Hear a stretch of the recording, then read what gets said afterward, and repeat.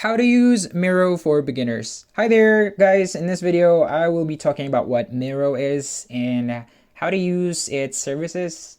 Miro is the online collaborative whiteboarding platform that enables distributed teams to work effectively together, from brainstorming with digital sticky notes to planning and managing agile workflows. Well, basically, this is a platform where you can create presentations and engage with your workmates about that presentation.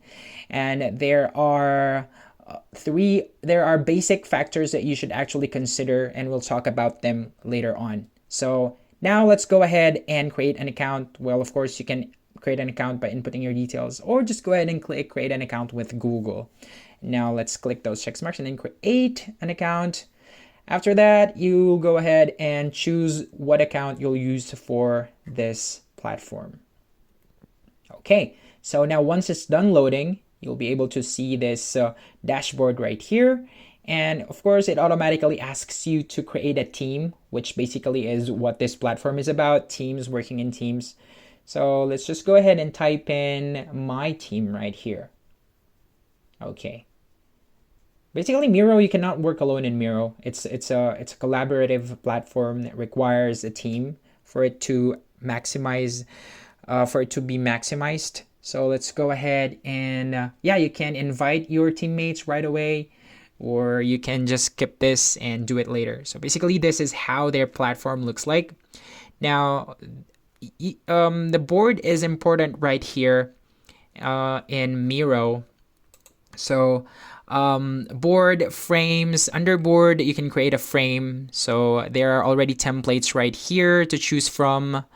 And you can actually access more features here on the side. But Miro usually uses templates, or it uses this platform. It uses a feature called frames. So once you create a new board, you should immediately, or you can choose to add a new frame right away, which is we will be doing later on. So let's go ahead and start to explore first what templates are here. Well, if you don't have time to go ahead and make your own presentation, they also have a lot of templates that you can choose from. Well, it depends on what type of presentation are you going to do. You can see here all templates. Now, these are all the templates available for use. It really depends on what types of presentation or collaborations are you going to do, meetings and workshops, brainstorming and ideation. It's really pretty neat, and they really look like they're updated, and it's really the standard of today's presentations. Well, PowerPoint presentations for me are usually like boring stuff, but with the use of Miro, you can actually go ahead and explore a lot of new ways to present your data right here. And then not only that, you can actually collaborate with your teammates while doing their presentation. You can ask them to if they want to add anything to their presentation. You can talk about it while you're doing it.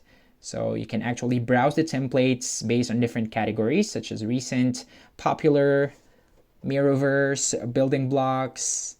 So just go ahead and click that if you're really not into making your own presentation, or if you don't have time to make a new presentation anymore.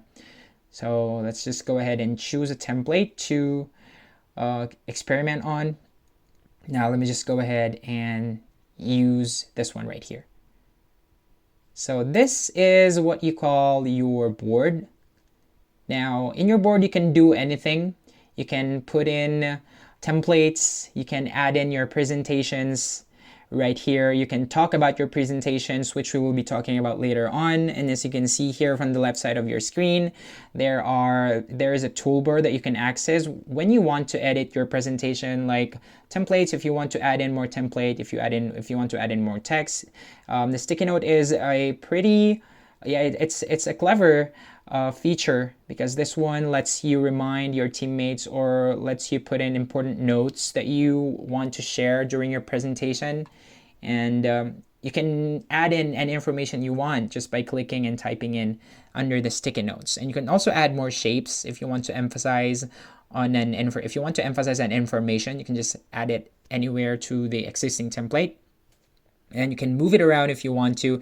You can add an arrow if you also want to, just to create that exaggerated emphasis right there, that this is this and this is this. You can add in more shapes if you want to right here, just by choosing the right shape and then clicking on to the board. Well, basically you do all the work here on board.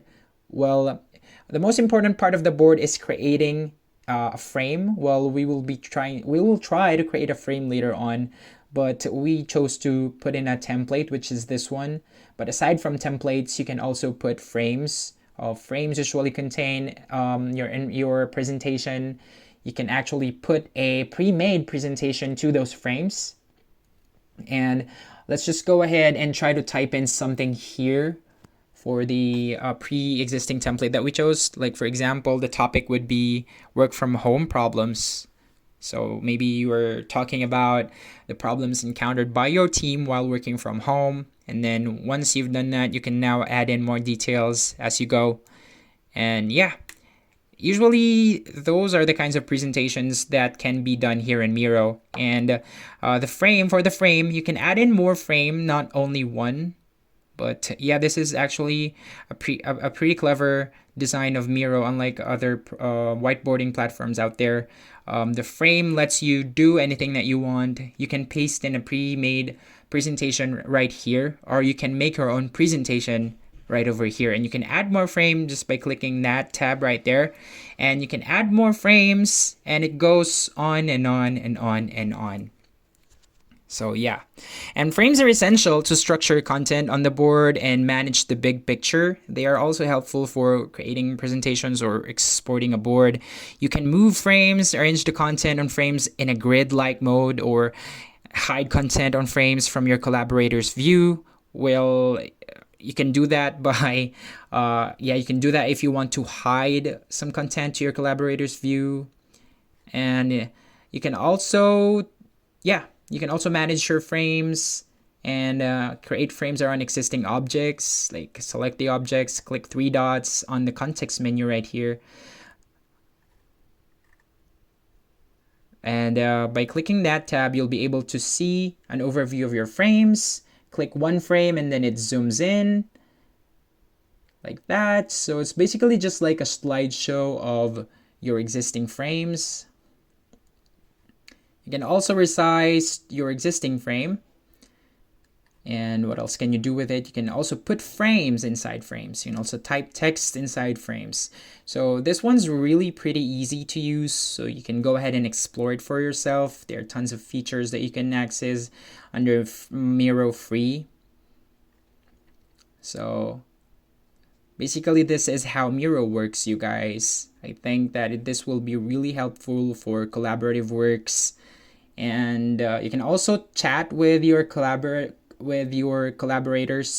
And for example, you can type in, "Hi, what do you think about these? What do you think about this?" And please let me know, what do you think about Miro, you guys? Is it worth a try? Is it worth exploring? Well, let me know down the comment section below. See you again during the next video. Goodbye.